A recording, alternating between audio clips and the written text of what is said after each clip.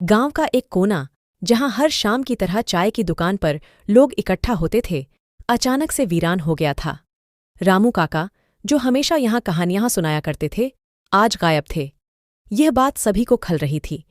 तभी गांव का छोटा बच्चा चिंटू दौड़ते हुए आया और चिल्लाया, रामू काका जंगल में गए हैं, कुछ खास बताने।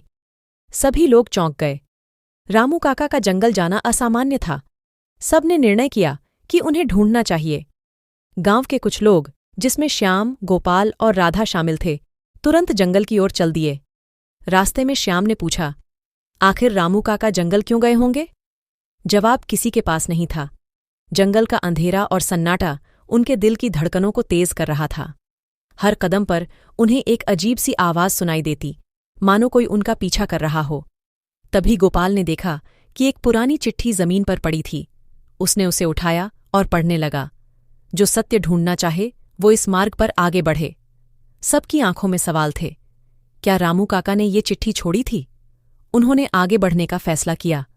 कुछ दूर चलते ही उन्हें एक पुरानी हवेली दिखी। हवेली के दरवाजे पर एक और चिट्ठी लटकी थी, रहस्य के पीछे रहस्य, अगर तुम सच्चे हो तो अंदर आओ। हिम्मत जुटाकर उन्होंने दरवाजा खोला। अंदर का दृश्य उनके होश उड़ा देने वाला था। दीवारों पर रहस्यमय चित्र और लिखावट थी। तभी एक तेज आवाज आई, कौन हो तुम लोग, यहां क्यों आए हो?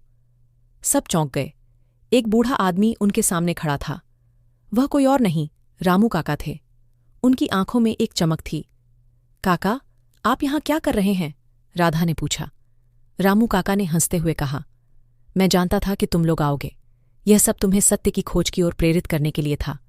यह हवेली और इसके रहस्य हमारे पूर्वजों की धरोहर है। मैं चाहता था कि तुम लोग इसके बारे में जानो। सभी की आंखों में अचरज और खुशी थी।